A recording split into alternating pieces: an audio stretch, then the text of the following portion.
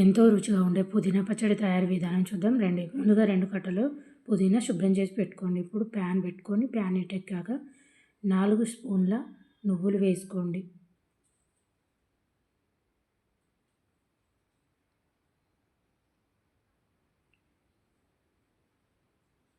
అవి ఇట్లా వీడియోలో చూపించిన విధంగా మంచిగా ఫ్రై చేసుకోండి. ఫ్రై చేసుకున్న నువ్వులు పక్కన పెట్టుకోండి. ఇప్పుడు ఒక 4 స్పూన్ల ఆయిల్ తీసుకోండి. 10-15 వెల్లుల్లి రెబ్బలు, మీ టేస్ట్కి తగినట్టు కారం, మిర్చి మీరు ఎంత కారం ఎక్కువ తినేవాళ్ళు కొంచెం ఎక్కువ వేసుకోండి, లేదంటే తక్కువ వేసుకోండి. ఒకసారి అలా మూత పెట్టుకొని ఒక 3 నిమిషాల తర్వాత మూత తీసుకొని ఇలా ఈ విధంగా అటు ఇటు కలుపుకోండి. మళ్ళీ మూత తీసుకోండి. మనం ముందుగా శుభ్రం చేసి పెట్టుకున్న పుదీనా తీసి ప్యాన్లో వేయాలి. ఈ విధంగా అంతా వేసుకోవాలి. చూపించిన విధంగా మొత్తం ఒకసారి అంతా వేసుకొని మళ్ళీ ఒకసారి మూత పెట్టేయండి. గుప్పడంత కొత్తిమీర తీసుకొని ఇలా వేసుకోండి. మళ్ళీ ఒక 2 నిమిషాలు మూత పెట్టి మళ్ళీ ఒకసారి తీసుకొని ఈ విధంగా మంచిగా కలుపుకోండి. అంతా బాగా మిక్స్ అయ్యేలాగా కలపండి.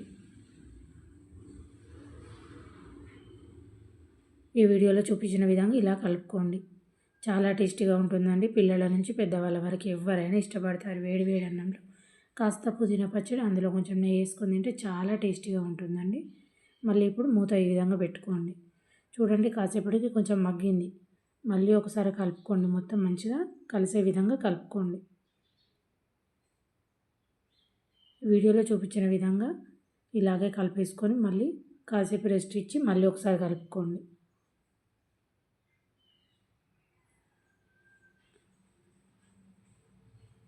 ఇప్పుడు చూడండి మంచిగా అంతా ఈవెన్గా కుక్ అయింది.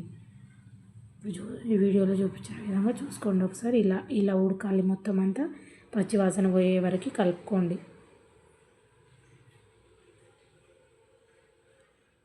ఒక 5 మినిట్స్లో పచ్చివాసన మొత్తం వెళ్ళిపోతుందండి. ఇప్పుడు మీ టేస్ట్కి తగినట్టు ఉప్పు, నేను కల్లుప్పు వేసుకున్నాను, మీరు సన్నుప్పు కూడా వేసుకోవచ్చు. చూడండి ఇప్పుడు మొత్తం మళ్ళీ ఒకసారి అంతా కలియబెట్టుకోండి.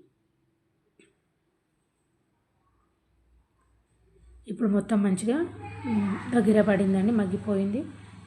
నువ్వులు ముందుగా ఇలా మిక్సీ జార్లో వేసుకొని మిక్సీ పట్టుకోవాలి అరకబరకగా. ఎందుకంటే అది పుదీనాతో వేస్తే మంచిగా మెదగవండి నువ్వులు.